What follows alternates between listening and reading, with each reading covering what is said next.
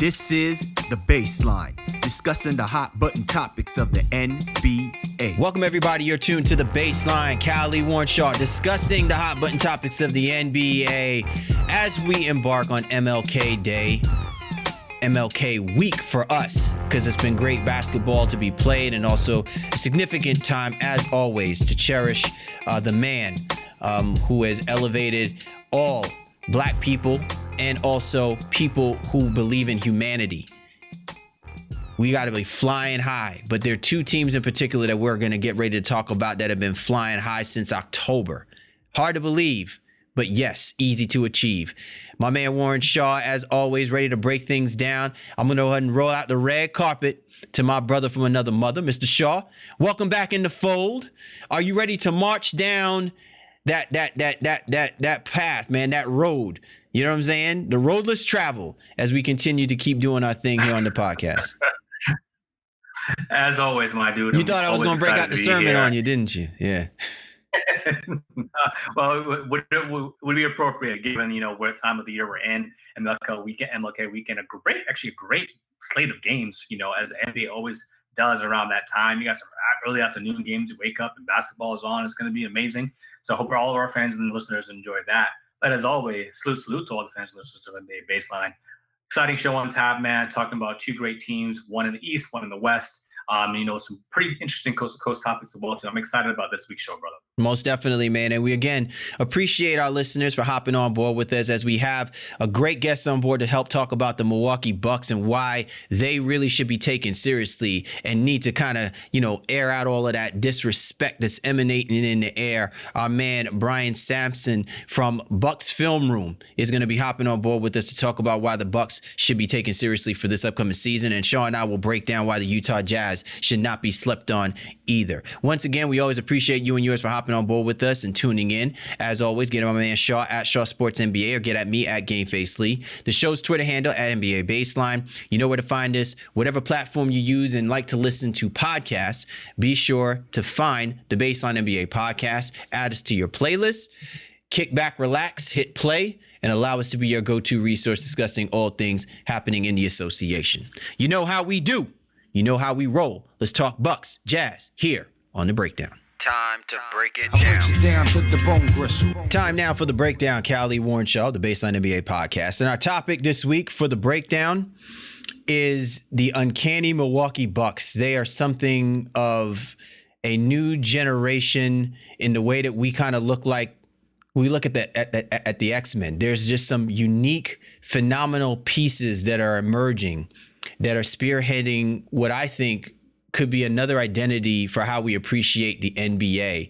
But as much as Shaw and I like to kind of laud and applaud, what we've been seeing from this Bucks team over the last couple of seasons, we felt it best to bring somebody on who can help kind of iron out a little bit of the wrinkles and what the naysayers might still be saying. I mean, is it that this team is for real? Are they championship caliber? Could they very well be the most dominant team for the next few years, other than always mentioning the Celtics or the Sixers and them not living up to it? Why not the Bucks? And I think our man, Brian Sampson, who is the creator for Bucks Film Room, has his eye and the pulse on this team. Brian, thanks for hopping on board with us and helping to dispel some of the disrespect that's been emanating in the NBA air about the Milwaukee Bucks. Yeah, I appreciate you guys having me on. I just want to straighten everything out around the Bucks, so that's cool. I'm ready for this. Well, we are giving you the platform to do so. And I think the first question right out of the gate is, for a team that is on pace to basically get to 70 wins this season, and for a team that was in the Eastern Conference Championship a year ago, and that has been a playoff participating team for the last 4 seasons, 3-4 seasons essentially, why is it that we cannot wrap ourselves around the idea and the concept that this is a legitimate Eastern Conference contender year in, year out, and very much can be possibly one of the more dominating teams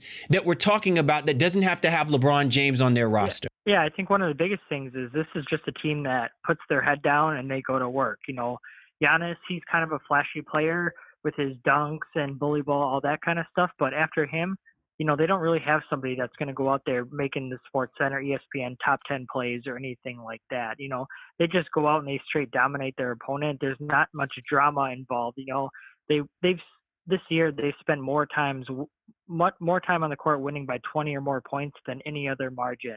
And so there's not really drama. There's not a lot of allure to their game. They just go out and they beat their opponents, and they really just handle them that way. And then they don't talk crap, or they don't do any of that stuff. They don't run their mouth. So I think that's part of it, is that they just go out there, they put their head down, they go to work. They aren't out there saying, oh, we want to win 60 games or we want to win the East like the 76ers were at the beginning of the season, which, no disrespect toward them, like that's their persona. That's cool. That's fine. But Milwaukee, it's getting better every day. On Thursday night when they beat the Celtics, when they were up by 27 points and only ended up winning by 6 or so, Mike Budenholzer came into the locker room just fuming. He's just very upset at his team with the way that they performed. And we're talking about, a victory over the number 3 team in the Eastern Conference, and he was not having it at all. He did not like the way that his team performed, even though they led most of that game by double digits. And so this is just a team that they don't care about January. They don't care about February, March, April. They just want to get better every single day. And so that kind of mentality is kind of boring. And now that we're over a year into the same type of stuff, it's just, I think the media doesn't have much to say about it when the team just takes care of business night after night after night. So that's a great point. This organization had some interesting times, let's say years ago, I think, when Jason Kidd was there and management, et cetera, et cetera, et cetera. And they've really stabilized now. And as Giannis has matured and gotten past whatever woes that might have been in the organization at that point, this is a roster now that is just gelling. And to your point, I just kind of want to double down on it. Is it really just a matter of, like you said, just there's no drama? I mean, the most drama you see is this team is coming from, their pregame warmups when they're doing WWE moves and things of that nature. But on the court, they're basically kicking ass and taking names. And just talk a little bit about the culture change that has happened with this Milwaukee Bucks organization, how Giannis has accepted it and become a leader, and how everyone is just kind of following and filtering through his leadership. Yeah, last year they talked about having a no asshole policy on their team, and I think that's a really big thing. Is everyone gets along and they respect one another, and it's a healthy competition too. They get along, but they can also challenge one another and push one another, and so they really gel. They come together. They all have one common goal, which I think is huge. A lot of times, it's hard in the NBA when you have people with different egos and different goals. Playing for contract extensions, for money, like. That makes sense, but on the Bucks, they have 15 guys playing for one common goal, and that's to win a championship. And so I think that's really helpful. And Giannis, he's a leader, but they also have other leaders who step up as well. They got guys like Wes Matthews, like Kyle Korver, Chris Middleton, guys who, can help fill that gap. So it's not all on Giannis as well. And so I think, that's just a big part of it, is they each understand their roles. Nobody's out there trying to do anything that they aren't being asked to do, or trying to do something over their head.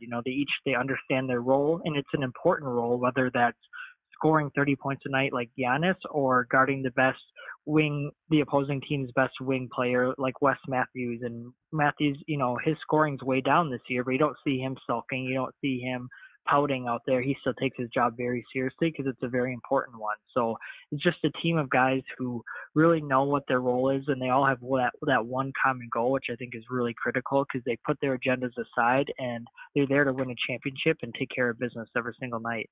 Brian Sampson joining us here on the Baseline NBA podcast. You can catch him, the Bucks Film Room, which provides insight, video breakdowns, and analysis on the Milwaukee Bucks. Be sure to check them out on Twitter at Bucks Film Room. I want to get into the digs of a lot of what you've just said with regards to what has made this Milwaukee Bucks team really successful this year. I felt we had talked about this in our preview of where the Milwaukee Bucks would be. I don't think that there was any question between myself and Shaw that the Milwaukee Bucks were going to be the best team coming out of the Central Division and equally be one of the top 2 teams coming out of the Eastern Conference. But I did feel like the loss of Brogdon would impact this basketball team in a way that I don't know if whether or not people had really appreciated what he was giving the Milwaukee Bucks since he was a rookie for that team, since he was drafted. But it looks like, and I want to get your take from this because I think video and analysis can help kind of accentuate the point. My fear is whether or not Budenholzer imprint on the players that would need to step up and fill in for a lot of the things that Brogdon was helping this basketball team put out. Are you seeing it more from the roster of the that's been added, or are you seeing it more from what Budenholzer is asking of these guys that have now come onto this roster for this year's team to perform and do for them? I think Budenholzer does a great job of putting his guys in a position to succeed. He really sets them up for success, which I think is important. He understands his guys' strengths and weaknesses, and he doesn't ask them to perform outside of that bubble, if you will. And so I think that's part of it is, with Wes Matthews with Wes's age and injury history, that kind of stuff, like they don't ask him to drive to the hoop. They don't ask him to run the pick and roll or do anything like that. They ask him to, spot up and shoot from the outside. Dante DiVincenzo, they're bringing him along somewhat slowly. They aren't putting a lot of responsibilities on him. And so I think part of that is just Budenholzer putting his guys in a position to succeed and knowing what they can and can't do and not asking them to do what they can't do. So I think that's part of it, and that's huge. And, also I think we won't really know if the Bucks are missing Malcolm Brogdon until the playoffs. Brogdon was huge in the playoffs, even though he returned the last game or two of the Celtics series against the Raptors, he's one of the only guys that, consistently showed up. And so I think no matter what happens in the regular season, we won't really know whether they miss Brogdon or not until the second round, until the conference finals, which is also part of the reason about like your first question. That might be why, people are sleeping on the Bucks, because we knew that they were good. This isn't anything new. And so really we're all just kind of waiting to see, all right, we know they're going to be good in the regular season. We know they're going to rack up wins, but how are they going to replace him in the postseason, in the playoffs, when it really matters? When defenses hunker down, the game slows down. And so I think that's kind of what everyone's waiting to see is how is this team going to respond in the postseason when the games actually matter every single night. So as they meander, if you will, through the regular season, just kind of chalking up these wins and beating people down, statistically, they are just really, really impressive, as you alluded to. Best team in rebounding, one of the best teams in pace, third, I think, in offensive rating, first in defensive rating, give up the fewest amounts of points in the paint. Which one of those statistics kind of stand out to you the most? And can you point to them being, as one of the major keys to their success this year? Yeah, I think for me, it all comes down to the defense and the points in the paint or the shots around the rim. Last year, they were the NBA's I think they had the best defensive rating in the entire NBA, and they've gotten even better this time around. And the way that they kind of do it is like inside out, with especially, outside shooting being the talk of the NBA, and that's being all the Jazz.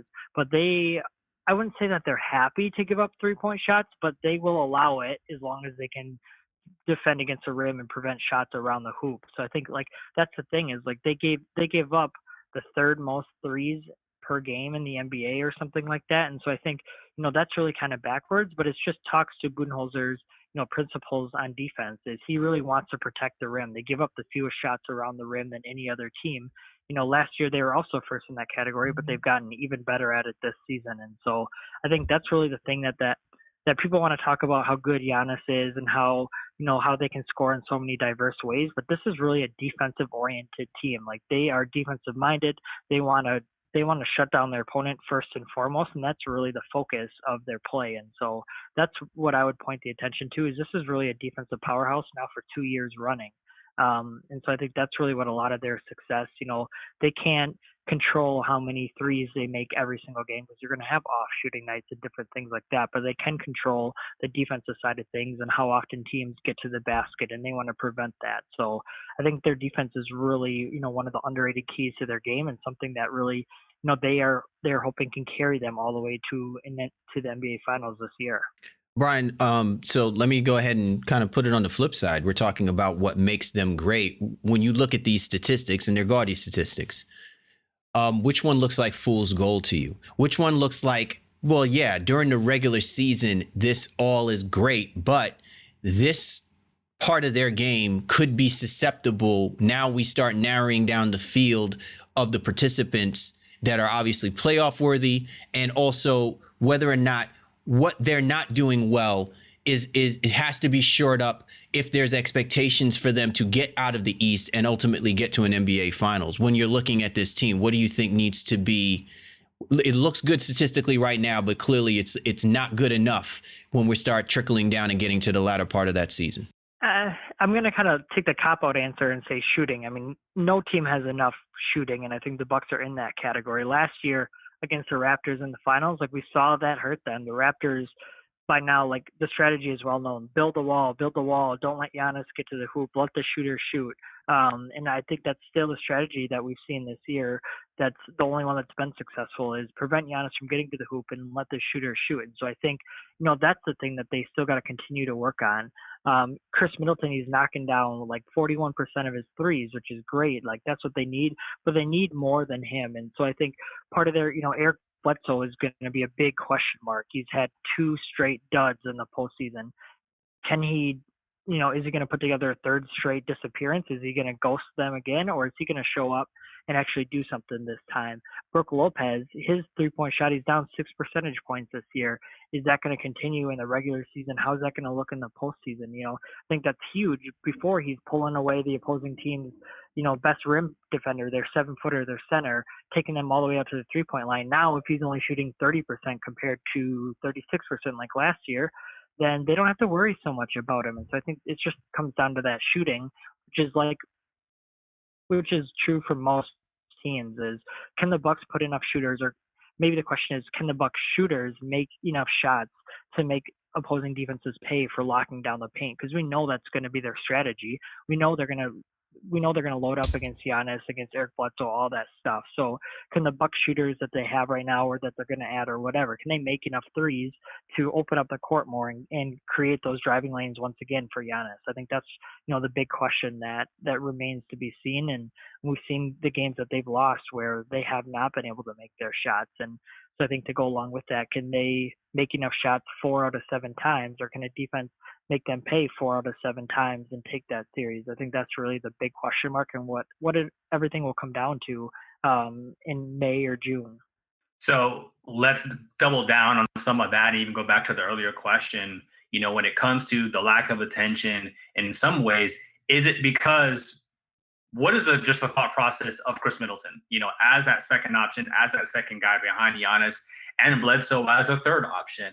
Are those guys good enough to be a championship level team? I mean, to be championship level players behind Giannis and his overall greatness? What is your thought process on that? What is the sense that you get from around the team, the organization about that? Obviously, they're pretty good, but do they feel, okay, we can charge forward with these 2 guys right behind Giannis going into battle? Yeah, I think so. Chris Middleton, I think I don't know how this happens, but he continues to be one of the most underrated players in the NBA. Especially on a team that's supposed to be this high profile, that's having this much success, yet he continues to be diminished. And, they're talking about trying to compare him to Jason Tatum. And I know I'm biased, so I think that, I need to acknowledge that, but he's on a whole different level than Jason Tatum. He's up there this year with Jimmy Butler. He's really close to his level. They obviously have a much different type of impact, but, you look at their per 36 numbers, or the different things that they do. And, Jimmy Butler and Giannis, that's probably the 3rd best 1-2 punch in the NBA behind the 2 LA teams. And so I think that, like, Middleton is good enough to be the second best player on a championship team, but the Bucks have built their squad so that he doesn't need to be good enough to do that. They have so many options where if Chris Middleton isn't hitting, they got Bledsoe, they got Brook Lopez, they got Wes Matthews, they got George Hill, they got Dante DiVincenzo, they have Ersan Ilyasova, they have a bunch of guys. And I think that's really what separates them, is it's not just about are their second and third guys good enough, but then when you're talking about their 4th guy, their 5th guy, their 6th guy, their 7th guy, those guys, that's what really separates the Bucks. And really what can help them separate is they're always pedal to the metal, no matter who's out there. When other teams are bringing in their bench and maybe letting off the gas a little bit, the Bucks continue to pile it on, and there's no rest for them. So I think, I don't mean to not answer your question, but I think that's really what it comes down to is, yeah, Bledsoe, he can be anemic at times. He can kind of be all over the place, but it's not so much about Middleton and Bledsoe, but it's about that depth and the number of options that they have and who can go off on any night. They put every guy who goes on the floor can go off on any given night, and not every team can say that. So I think that's really what the Bucks are counting on, is just that you can't, outside of Giannis, maybe Middleton, it's hard to zero in on one other guy. You have to account for all five defenders, and if a team's going to put a weak defender out there, the Bucks are going to find him, and that guy's going to get exploited. I want to split the atom on this, because I do think it may be a way you did answer the question, but I want to challenge you on this from your personal perspective about Chris Middleton. How much of this, because I agree with you in the sense that for the Milwaukee Bucks to take that next level, if you have made up your mind that the rest of the guys have to step up and it not be about this dynamic combination of Chris Middleton and Giannis Antetokounmpo all the time, how about let's just take it from the personal growth perspective of Chris Middleton?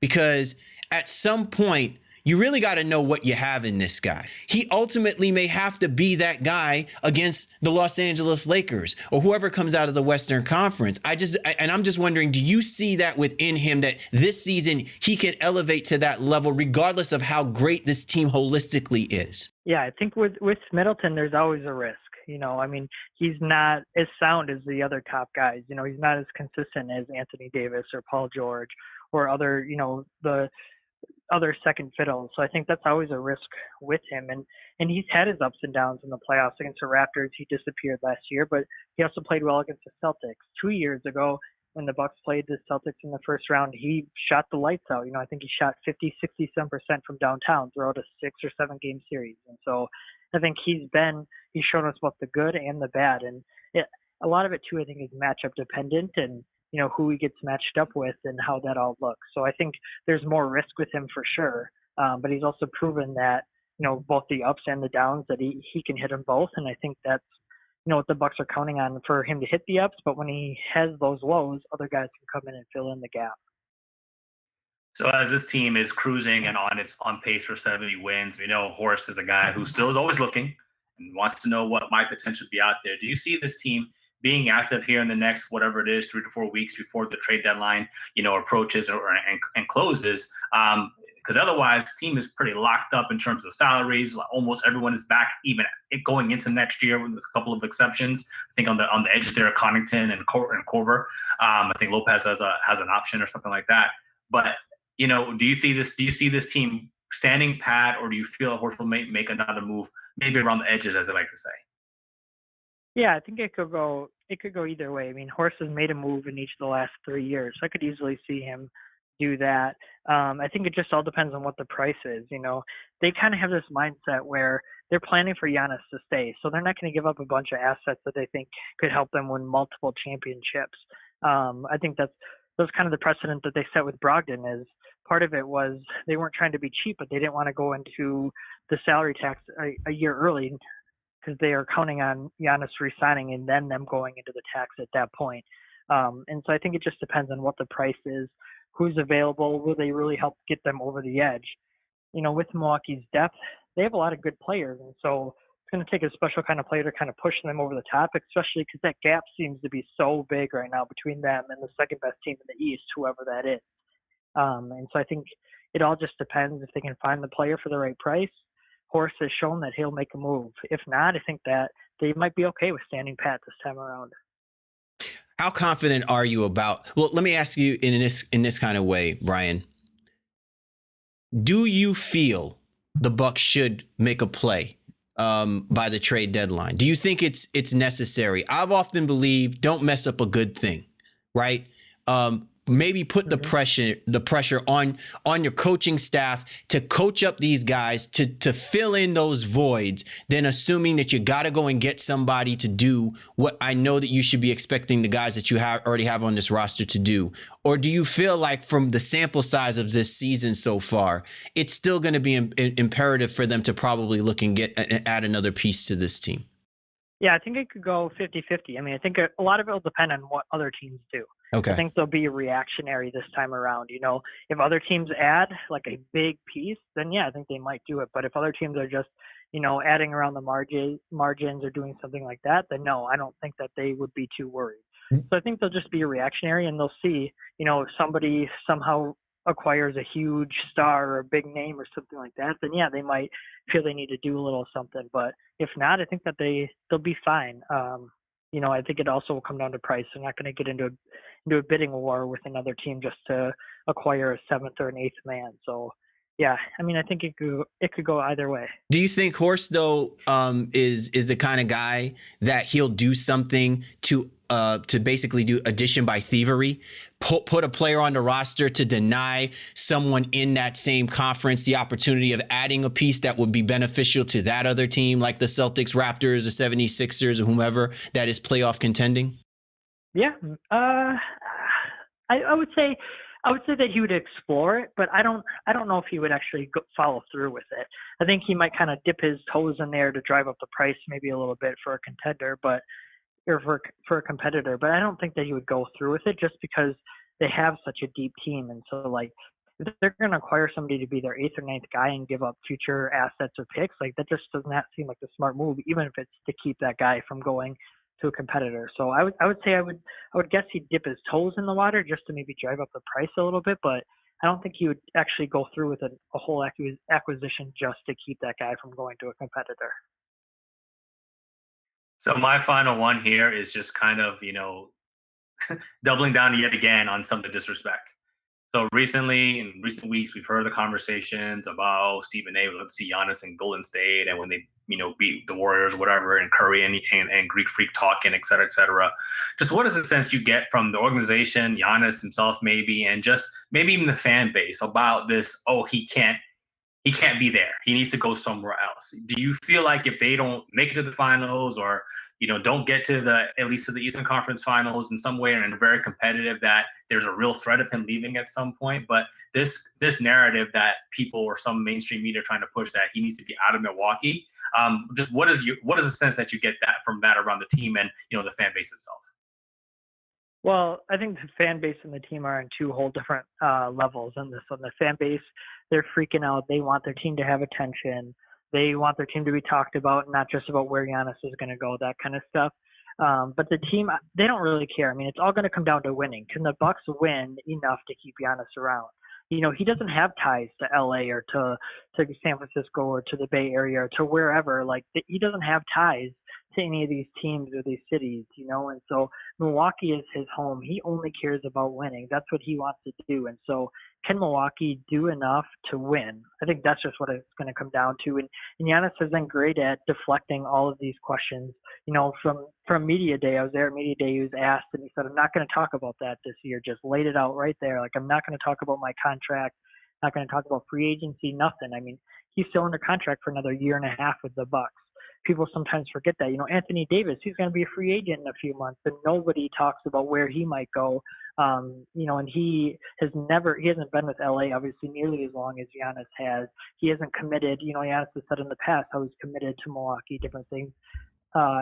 Anthony Davis has never said anything like that yet. He's not the talk. So I think the Bucks, they aren't worried about any of that noise. They just are focused on getting better every single day. Budenholzer has instilled that from the top down. Just get better every single day. It's about winning. That's why these guys are here. And so I think they don't care about any of that stuff. They aren't worried about it. They just they want to win. And if they win, everything else will take care of itself. Brian, final question before we let you go here. My question here. Listen, clearly this season has been a treasure trove for your entity, Bucks Film Room, right? I think the writing to me that's on the wall is what I think everybody wants to know. Do the Bucks get 70 before the season's end? Yeah, that's hard to say because, I mean, they're not going to be playing for anything the last month at least of the season at this pace. So I think that's going to be like the tough thing is like, how often are their top guys going to be playing? They already have a 7.5 game lead in the East, and we're only in the middle of January. So what it's going to look like the middle of March when they still have a month of basketball left. So I think that'll be the tough thing is, are they capable of 70 wins? Absolutely. Heck yeah. But will they actually do that? I think that'll be the tougher question because nobody's pushing them. Nobody's challenging them in the East. And so, I don't think they will get to 70 wins just because I think they'll kind of tamper down here coming as the postseason gets closer. They'll rest their guys even more, which is hard to say because Middleton and Giannis both average like 30, 31 minutes a game. But yeah, I think they're definitely capable of winning 70 games, but I don't think they will just because they won't need to. They don't have anybody even close to them pushing them. So yeah, I think it would be close, but I would say that they are not going to get the 70 wins this year. All right, he is the man. You can definitely catch his insight. He keeps his finger on the pulse with the Milwaukee Bucks. The show is called Bucks Film Room, but you could also catch it on Twitter as well too. Brian Sampson. Brian, thank you so much for helping to really solidify and put a stamp on hushing the naysayers in their belief that the Milwaukee Bucks are not for real this season. Thanks, brother. Yeah, thank you guys. As we keep things moving in our breakdowns to the other big topic of conversation for us as we go from the East, let's head on over, to the West. And, we're talking about a team, again, with a very similar composition in perception of whether or not we should take this team seriously. Over the last couple of seasons, they've played like a team that should be taken seriously. And, maybe to our discredit and maybe to a lot of other analysts, our perception of the Utah Jazz is that, they are one of the most tough-minded basketball teams. Their way of playing the game certainly is not the trended means of playing, but when you have the amount of talent that they have, it's really hard to imagine why we don't consider this team out of the Western Conference as a threat, like a legitimate contender to try and make a serious run. Well, we're starting to see the fruits of their labor. Utah is like a rinse and repeat team every single season. They start off relatively sluggish, struggle middle around 500, sometimes maybe a couple games under, and then they turn it on, January, February, and we're seeing this come alive again here now. Winners, I think, 11 of their last 12 as we record this show. Hottest team since the turn of the year. Their statistics are going through the roof. First, or second, in all offense and defensive categories. They are just really, really good right now. And to your question, I think it's interesting because this is a team who really can beat anybody, but they can also lose anybody. And I was skeptical of the regular season success that was going to come based on the moves that they made. They've already let go of one of the guys they added in Jeff Green, where it was like, oh, that's a nice move around the fringe edges, as they say. But he's already gone. Moutier's been playing pretty well. But the biggest addition to this team, for me, and I think for them, and everybody sees it, is Bogdanovich. It's not Mike Conley. Conley's been injured and is missing over 20 games. But it's Bogdanovich, and this team could not be what it has been without his play on both sides of the basketball. We all know he's a sneaky defender, and I think just people kind of overlook sometimes his physical ability on the wings sometimes to guard guys and some of his even lateral quickness. But Conley has been missing, and they could not do what they've been doing. Obviously, Mitchell's been great, but Bogdanovich at 21 points per game, playing good defense.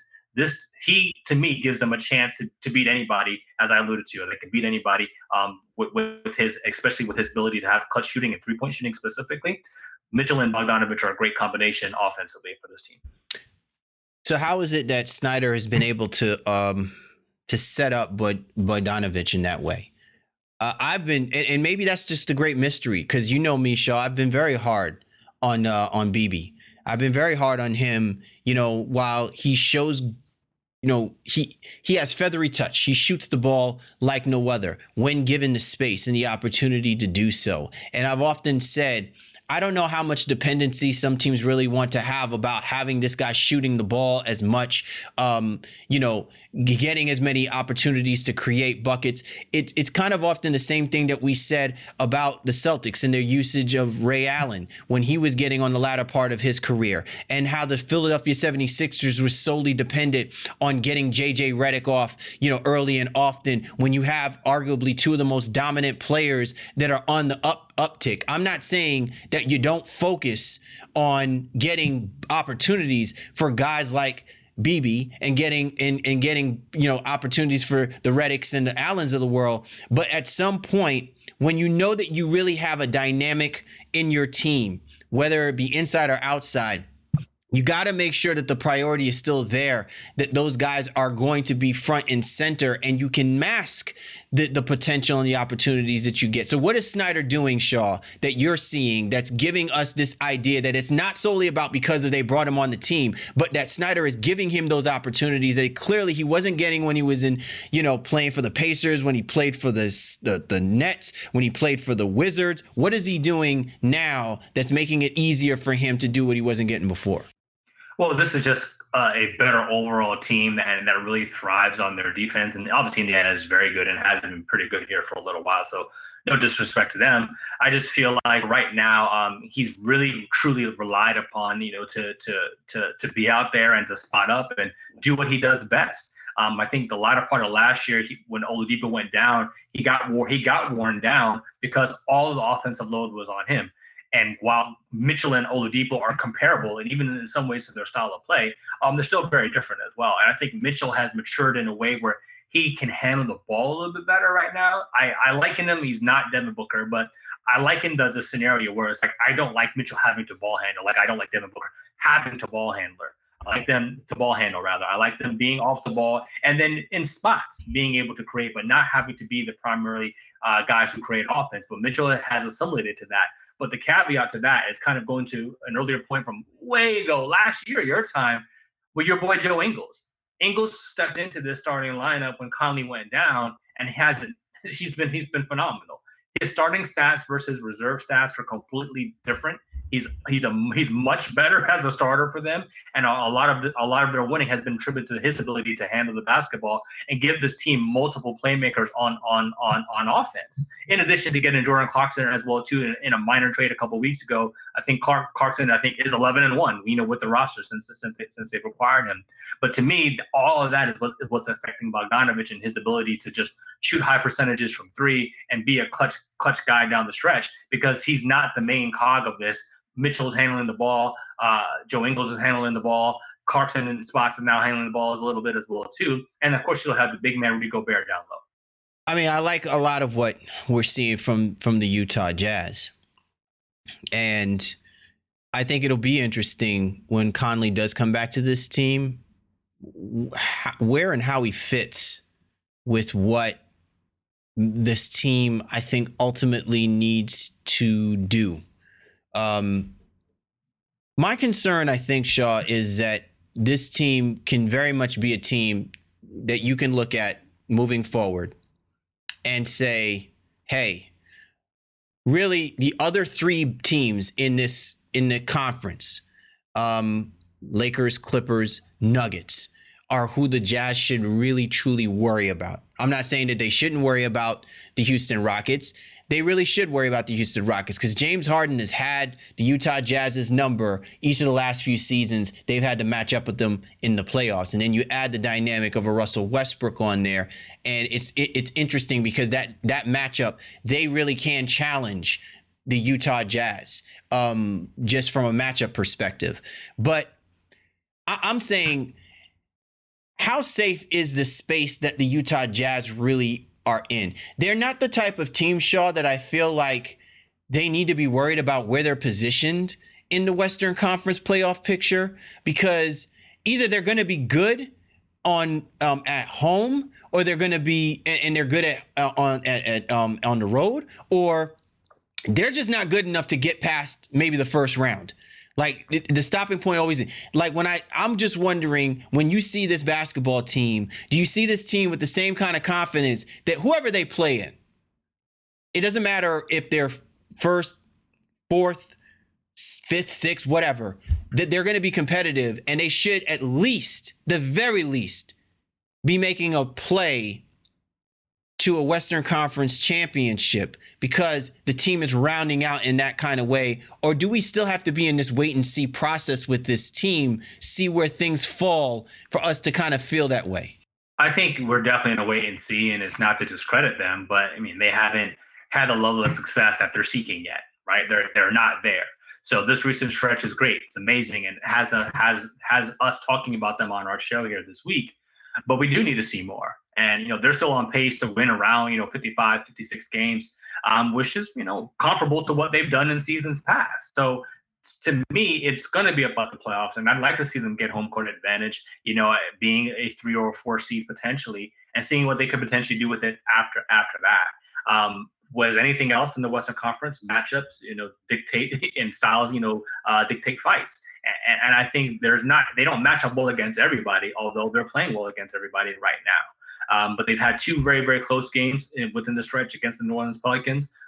One that they won controversial on a non-foul by Rudy Gobert. In this recent game this past weekend that went into overtime, where the Pelicans actually stopped their streak. So I think, again, the Pelicans are not going to be a team that's going to be a 5 or 6 seed or something like that. But if that's the type of team that's giving you problems on one side, despite how well you've been playing well, then you still know that there's room for you to get better. And I feel like the chemistry with this team is still what is in flux. Remember, they still are integrating all these parts. And while it's great right now, you have to see what these guys can do under the pressure of the playoffs, knowing teams can game plan against you and really hone in on your tendencies, as you alluded to. Then we'll see, okay, how good is this team really? And I think that's where everyone's going to look to see for Donovan Mitchell now to take that next level. We know he's good in the regular season, 25 points per game. Great.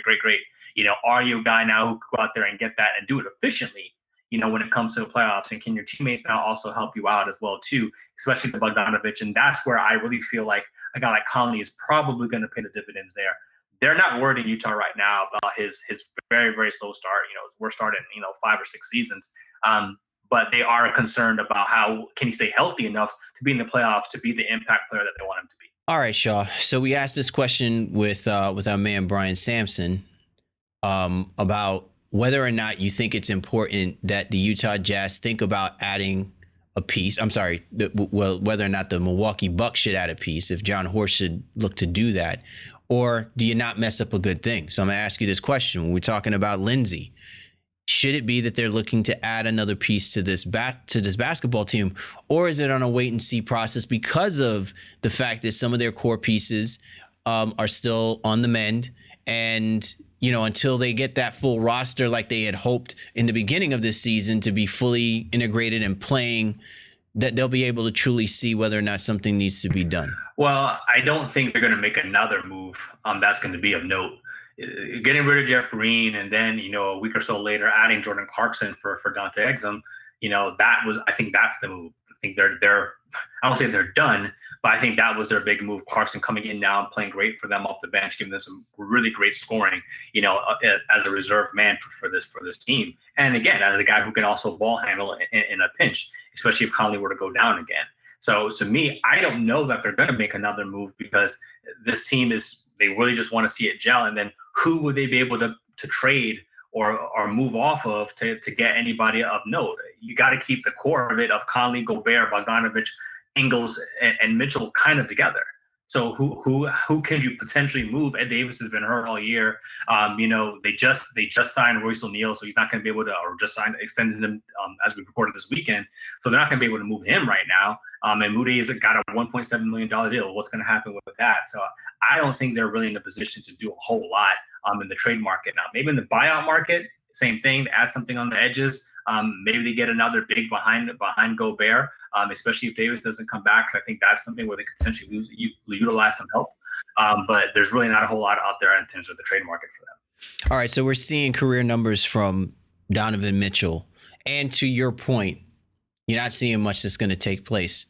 Do you think that Donovan Mitchell is paying attention to that and recognizing that he is going to have to probably take another step through the course of this season? Like, I'm not saying that guys don't do that, right? I know that Spider Mitchell is trying to elevate himself and be one of the top shooting guards in this game, point blank period. But a lot of that usually takes time. A lot of that takes through the maturation process of knowing where you are with that franchise, with that coach, with that system. How much of a step, how much of a leap? And I'm not talking about this in the context of getting to championship. I'm talking about to where to what we're putting this in context about the Utah Jazz being taken seriously. How much bigger a step should Mitchell be taking to really buy into the fact that this is not all, inflated numbers because he's just good, and it being impactful numbers to why the Jazz are as successful as they are? Well, I'm going to go back to an earlier point. I think we've seen him put up really good numbers, in those Houston series in recent years, statistically, especially when it comes to scoring, but it hasn't always been efficient. And I think that's where he wants to improve on the most. It's not just about going out there and being James Harden and taking 38 shots. That's not what it is. 38 shots to get, 39 points. And that team is not built like that. He doesn't need to be the team is not built like that. No, it's not. And even more so now with the addition of Conley and other ball handlers. So I think he's going to be most concerned about his efficiency and then the ability to turn on the proverbial switch that all elite level players have. All right, it's not going well. My team needs me. All right, here I go. It's not just going out there and chucking it up every time, but in some ways, knowing that you're good enough that you can sometimes pick your spots where you do need to go out there and dominate. And we saw that recently. I think this past week, I forget who they were playing. I want to say it was Orlando or something like that. And they were struggling a little bit. And then, Donovan went off in the fourth quarter, like 14, 50 points in the fourth quarter because his team needed him to do that. But up to that point, he was pedestrian, maybe even worse than that. And I think that's the type of player that they want to see him evolve into a superstar that, all right, I recognize that it's go time now and I can turn it on because I need to. But outside of that, I think Utah is pretty team oriented, especially with Snyder coaching them in the way that they kind of play off of each other. I do believe in their chemistry. As I said, it's also still building. But I don't think Mitchell needs to go out there and just chuck it up here to be effective. All right. So one last thing that I want to kind of bring up in the way that we're saying that the Utah Jazz has certainly, made their improvements. I kind of want to center my attention on, this bench, right? Like, so one of the reasons why you'd even mention this as well too is that this is a team that I think puts so much emphasis and energy to improve that I think that they burn out when it comes time, to the play when it comes time for them to participate in the playoffs. I think part of that, in part and parcel, is because there tends to be a lack of trust, maybe, by Coach Snyder in his role players to extend those minutes during the playoffs to do the things that maybe he's hoping his starters will be able to do or be able to sustain doing.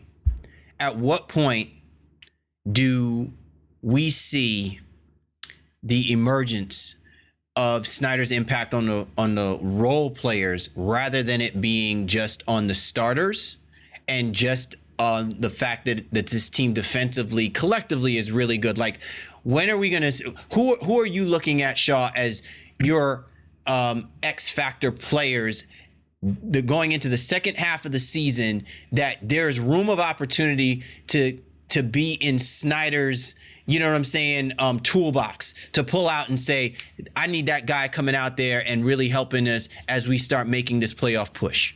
Yeah, I think, it's all pretty much backcourt related, for them, when especially when it comes to the bench. But right now, we got to see how long it takes them, if they even decide to do it, move Conley back into the starting lineup.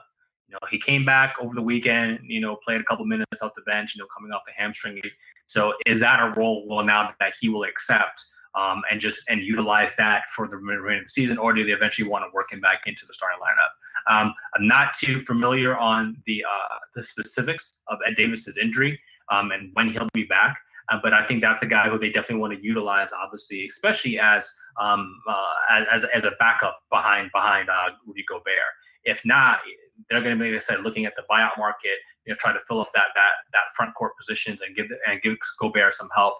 I'm trying to think about some names and some people that might be out, might be available to them. I'm sure they'd love to get their hands on a guy like Dwayne Dedmon if he became available from Sacramento. I don't know if they could trade for him, but if he were to get moved and then maybe bought out, probably not a very likely scenario, but that's somebody who I think they'd be very excited to potentially get, and it can fit to what they want to do behind Gobert. But the rest of the roster, I think, is kind of clicking as is, and I don't know if there's somebody that is going to really step up in a way that is going to really take over the bench other than the way that Clarkson kind of already has, that we don't already know. Again, so for me, it'd be Moutier, or potentially if Davis coming back, or again, if they do make a move to get somebody else off the wire, especially when it comes to the buyout market, to go behind Gobert. At the very least, Shaw, this team will hover around 4-5 as a 4-5 seed, potentially. Do you buy them as a solid 4, maybe even a 3 seeded team? Yeah, it's here's the thing. Do we feel like the Clippers are going to get their proverbial act together, right? And if they just kind of continue to Leonard plays one, PG plays one, and they alternate those games, then the Clippers are not going to be guaranteed, as we thought they could be, to be a top 3 seed. And then if you take them out of the equation, then it's basically you're looking at Utah. Utah's going against Denver and potentially Houston, as for those top seeded slots, if you will, 2 and 3 and 4. Again, the Clippers should have a say in this, but I'm starting to grow a little bit uncomfortable, with their lack of consistency and then just not being able to keep everybody field a healthy roster throughout the regular season. So there's a possibility there, but it's going to be very, very close. And we could very easily end up. They could be 2 or 3 or 4 or 5, and they end up 4 and 5. It could, God help them. You know what I mean? I don't think the Clippers would be that far down, but that's not a matchup I think they'd be excited to see if the Clippers, kind of just messed around and ended up as a 5 seed. But if they end up in a 4-5 with Houston again, I think they feel comfortable that they could be able to handle that. End up in some sort of a matchup with Denver, I think they feel comfortable that they can handle that as well too. But outside of the Lakers and the Clippers, I don't think that they're fearing anybody right now. It's interesting how you answered that part of the question, because your perspective from my opinion is a really healthy one. I want to look at it a little bit differently. I feel like the Utah Jazz arguably could be the 3rd best team. What's interesting is it doesn't matter to me what happens with the Los Angeles Clippers. I think when it comes down to it, if you have Kawhi Leonard and Paul George on your roster, it really just comes down to what the rest of the team is going to do by the when we come playoff time. Like I just feel like the seedings in the Western Conference have to be looked at a little bit differently than the way we talk about the seedings in the Eastern Conference. Like there are more teams I feel like in the Eastern Conference that need to value having home field advantage rather than what I'm looking at when we talk about the West, because it's already being predetermined by a lot of people that this may come down to where the Lakers fall and where the Clippers fall and who they got to go through in order to get at each other. Ultimately, when I look at the Utah Jazz next to the Dallas Mavericks, they to me are the 2 teams that best represent having their act together, and whether they can sustain it through the course of the rest of the season, I think makes a big difference. But ultimately, the Clippers and the Lakers, just in my opinion, will be the 1-2 seeded teams respectively. And where I thought that the Denver Nuggets would have essentially ascended themselves as a team collectively to be in that conversation to upset the apple cart a little bit, I'm not seeing that. So if the Utah Jazz now have elevated themselves to be neck and neck with the Denver Nuggets, and then you see like right behind them is the Dallas Mavericks, I still feel like with the Houston Rockets, even though they've got Harden and they've got Westbrook, they've taken a step back. And so they're all kind of bumbled up in that little sector when we talk, tearing them up and stuff like that. I legitimately see the Utah Jazz being that kind of team because I feel like the Denver Nuggets haven't separated themselves and want to be in that conversation just yet to be among the 3 best teams. The Utah Jazz have kind of opened up that door a little bit more, and it'll be interesting to see who going forward is going to continue to improve the perception about what kind of, what combination of players they have on that roster that could be as equally deadly to the Clippers and to the Lakers in a 7-game series.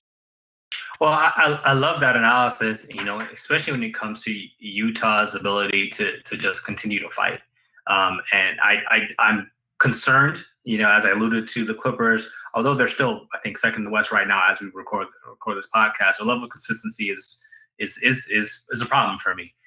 Denver has not been the team that I think a lot of us thought they'd be, because they're the team coming in with the most amount of chemistry and least amount of roster turnovers. And your point about Houston makes a lot of sense as well too. Whispers about Westbrook would be available for the right offer already. Well, I think there's no chance of that happening. The fact that they at least listen, I think is interesting. And it's kind of like, all right, well, do you really feel like Houston is a legitimate title contender? And I can't say that I do right now. And then Dallas, as you alluded to, again, just feel like while they played well, and Luka is the next generation and the current generation in some aspects too, I just don't feel like they have enough this year to be scary in the Western Conference. So the door is wide open, and you could very easily make a case for Utah being, the third best team in the Western Conference. All right. You're tuned to this is it, man. This is what we love doing, man. We love breaking it down. And between the Milwaukee Bucks and the Utah Jazz, man, they are certainly raising the temperature. And we have to keep our eye on how dominant these two teams are going to continue to move forward. And they're in different galaxies, so to speak. But at some point, it may all come together, and whether or not that collision course happens, we want to be right there with y'all. You're tuned to The Baseline. Cal Lee, Warren Shaw, discussing the hot button topics of the NBA, and this was The Breakdown. Coast to coast. Time to go coast to coast, discussing the news in the association. You ready to rock and roll, Mr. Shaw? Absolutely, man. Let's ride. A couple of transactions happening already before we even get to the trade deadline. Allen Crabbe, he has been moved to the Minnesota Timberwolves in exchange for guard forward Trevion Graham and former Hawks guard Jeff Teague. Welcome back. I was playing that meme, Shaw, on Twitter. I did the welcome back Carter theme from my man Jeff Teague. This is his second landing spot with the Hawks. Pretty cool for Jeff Teague. He said he wanted to eventually come back to Atlanta. I mean, I don't know if he's just saying it or if that's what he did, but lo and behold, he got traded back a little bit sooner than I think he'd expected. So we'll see, give Atlanta some much needed help behind Trae Young there, and Crabbe, and just again kind of filler salary to kind of get things done. Yeah, it'll be interesting to see, and clearly I think the Hawks recognize that they do not want to burn out Trae Young. Out in Portland, big play made. Kent Bazemore, Anthony Tolliver, and 2 second-round picks to the Sacramento Kings for Trevor Ariza, Wayne Gabriel, and Caleb Swanigan. I just want to know when the Portland Trailblazers are going to play Swanigan. Yeah, I don't think that's going to happen. Oh, okay. I guess Ariza was the more important person of as always. Yeah, but again, I think it's a nice move by the Blazers here, because they save money and they probably get a piece that's going to help them more immediately. While Bazemore should have been that, it just hasn't worked in Portland for whatever reason, just having a very, very down year. Ariza now will come here and play the 3 and play some 4 behind Melo. So I think that's a nice move, and it saves them roughly $12.5 million according to Woj in terms of the luxury tax bill. Had to give up 2 second-round picks to do it, but at the end of the day, when you have to pay Dame and CJ, like $80 million between them, you got to here and try to save some money. Do you know the Portland Trailblazers should be saying right now? They should be saying thank you, Carmelo. Finally, Shaw, Zion Williamson, he's set to finally make his debut.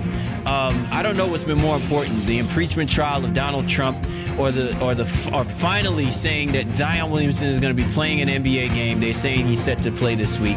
Should we be continuing to wait in anticipated breath like the rest of the whole NBA community? Well, man, I know what I'll be doing, Wednesday night when he takes on the San Antonio Spurs, just want to tune in to see, while there will be limited minutes, so probably only play like 4 or 5 minute stretches and then sit out or whatever. You definitely just want to see what he can bring. And while the Pelicans have been playing better, you just want to see now, does that impact Brandon Ingram and the breakout season he's having? Holiday's been out. Is he eventually going to come back this week? We'll soon to have this whole roster. As the Pelicans are making a late run here now to try to make the 18 the Western Conference playoffs. So Zion coming back should help.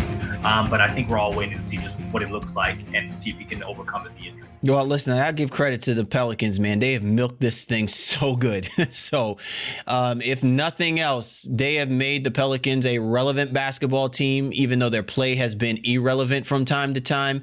They've got relevant players. And whether or not Zion Williamson will continue to to buck that trend, so to speak. We're talking about potential future of the Pelicans being an impact team for the next few years or whatever the case may be. Anytime they have been in this situation, they've squandered those opportunities marketing wise. I think that they've played this well. They've milked it well. Now it's just up to Zion to come out and produce, and we'll see if he'll be able to do that. Awesome show this week, Shaw. As always, man, this has been great. Having our guest, Brian Sampson, hop on board and help, put some respect on the Bucks name, and just the overall conversations have been awesome this week, brother. For sure, man. It's always great to make new friends, out there. Brian's first appearance on our podcast. So definitely have to bring him back on for more Bucks talk throughout the course of the regular season and into the playoffs when we eventually get there. Great conversation on the Utah Jazz, a team that is also being overlooked in the Western Conference. So as always, man, I enjoyed it. I can't wait to see what we come up with next week, bro. Most definitely, man. Once again, we'd like to thank our man, Brian Sampson, for hopping on board with us this week. For the Baseline, Callie, Warren Shaw, we appreciate you guys. We do. And we'll catch up with you next time.